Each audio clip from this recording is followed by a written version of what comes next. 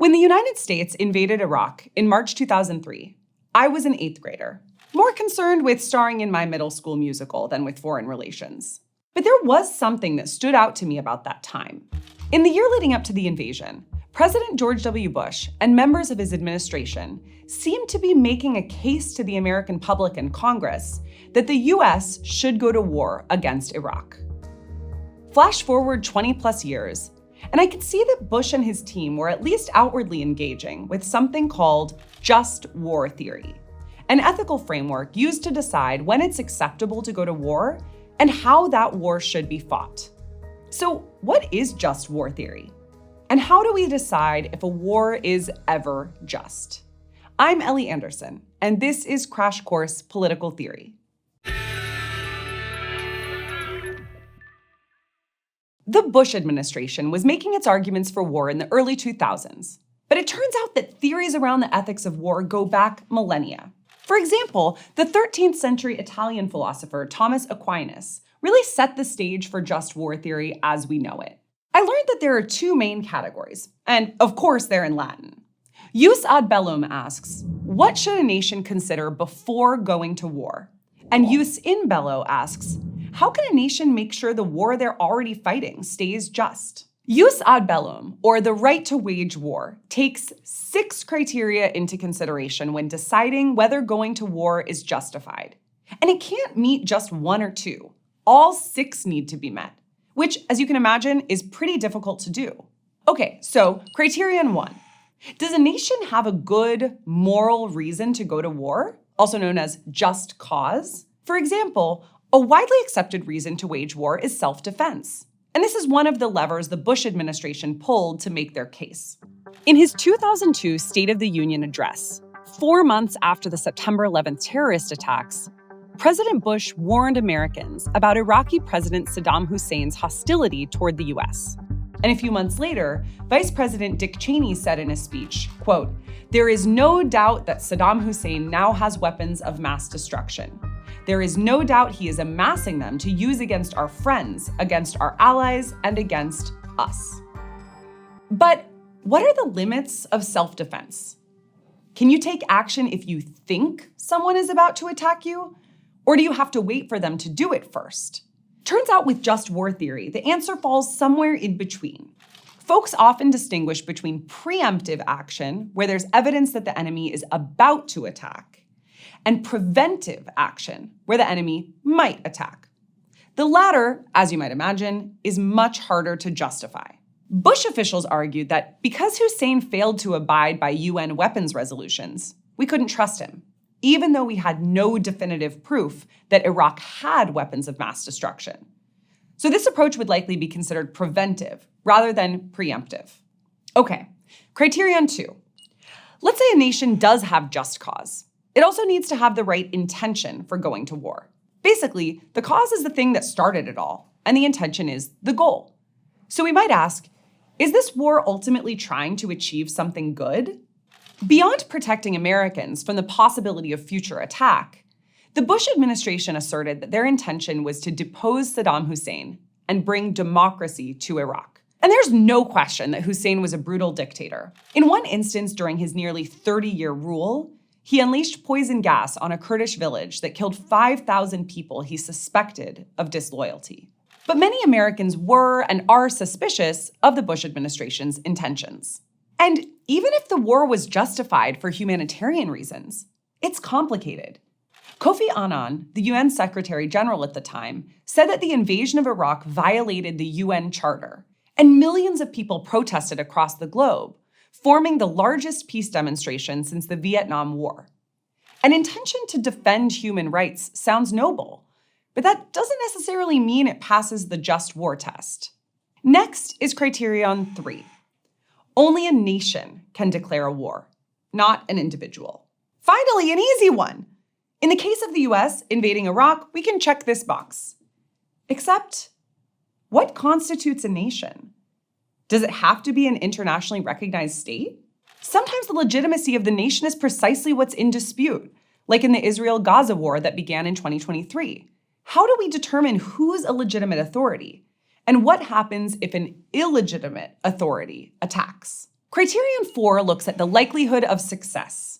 Traditional just war theory says that a nation should only go to war if they have a reasonable chance of success. Otherwise, it's just a waste of human life and resources. This might seem unfair on the surface. I mean, what about the underdogs?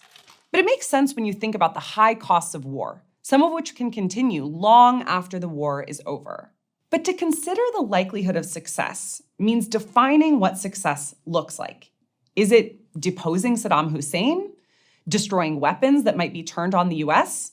Setting up a democratic government? Mission accomplished isn't always a straightforward idea. And all of this brings us to criterion 5. Would going to war do more good than harm? This is called proportionality. And it asks us to imagine two possible futures, one with the war and one without it. Just war theory says that a nation should only go to war if the peace that would be achieved is greater than if the war had never started. At this point, I'm feeling like justifying a war requires a magically foolproof crystal ball. Even if we can answer some or all of these questions, we can't predict the future. At least I can't. But before I throw in the towel, there's one last criterion to contend with. Is war the last resort? Just war theory says that a nation should only go to war after it has tried every other means possible to get what it wants. Is there a diplomatic option? Can its goal be achieved non-violently? And these questions just beget more questions, like how do you know what alternatives are available? Or who decides when they've been fully exhausted? Fully exhausted.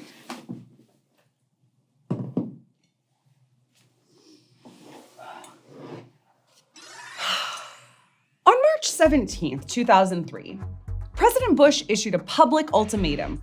Saddam Hussein and his sons must leave Iraq within 48 hours.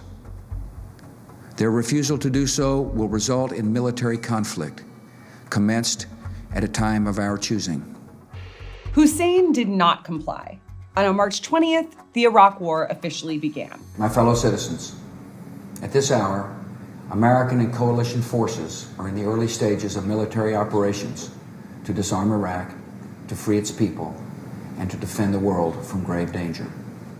Which takes us to the next portion of just war theory, the ethical criteria for after you've started fighting a war, called jus in bello, or justice in war. First, a warring nation can only aim at legitimate targets. Enemy combatants are fair game, but civilians should be spared. This falls under the doctrine of double effect, which says that serious harm can be caused only if it's a side effect of your attempt to do good. Like, if a bomber targets military facilities and doesn't intend to kill civilians, even if they know that's likely to happen, that's considered morally acceptable. Whereas targeting civilians as a means of invoking terror isn't. Sadly, in reality, civilians die in the crossfire of war all the time. At least 200,000 Iraqi civilians were killed during the 8-year conflict. Second, the damage from war to people, infrastructure, and the environment must be proportionate to the ends achieved, which is, again, very difficult, very morally ambiguous math. And third, is each action necessary? Everything you do during the war must be necessary to pass the just war test, which is a tall order, and one that's particularly challenged by the US's treatment of political prisoners at the Abu Ghraib prison in Baghdad. So, was the Iraq War justified? Many people would say no. This survey from the Pew Research Center found that 62% of Americans believed the war wasn't worth fighting. And scholars such as Christian Enemark and Christopher Michelson, who've analyzed the war across each of the just war criteria, came to similar conclusions. But some still argue that the Iraq War was justified, including former Vice President Dick Cheney. Speaking at Cornell University in 2018, Cheney said, quote, "I think the world is a better place without Saddam in it. I think the president had all the justification he needed." In war, as in life, hindsight is 20/20. I wasn't in any war room as these decisions were made, so I can't speak to how philosophical the conversations got. But the standards of just war theory are high, and meeting all the criteria isn't easy, which makes sense given how much is at stake. As we've seen, there are challenges and complications to all of the just war criteria. And these hard questions only get harder when you consider the wide variety of cultures at play. Warring nations might have radically different moral perspectives on things, like how prisoners should be treated or what humane rules of engagement look like. And then there's technology, which adds another layer. Drones let combatants target people as easily as playing a video game. And lethal autonomous weapon systems use AI to target and destroy enemy fighters. All of these advances in technology complicate the questions of just war theory even further. It doesn't surprise me that some people push back against the whole premise altogether. For example, feminist scholar Lucinda Peach points out that women have historically been excluded from discussions about war, which disregards the life-altering impacts of war for countless women and children around the world. Like any idea that's been around for millennia, just war theory is still evolving.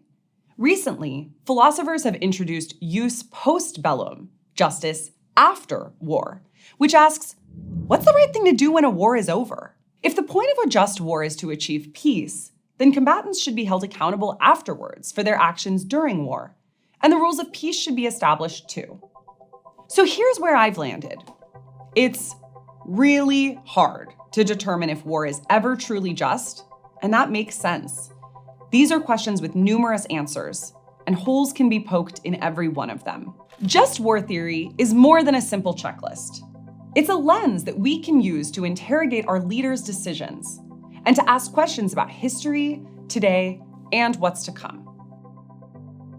Next time, we'll talk about what makes a good leader, and if that includes being a good person. See you then.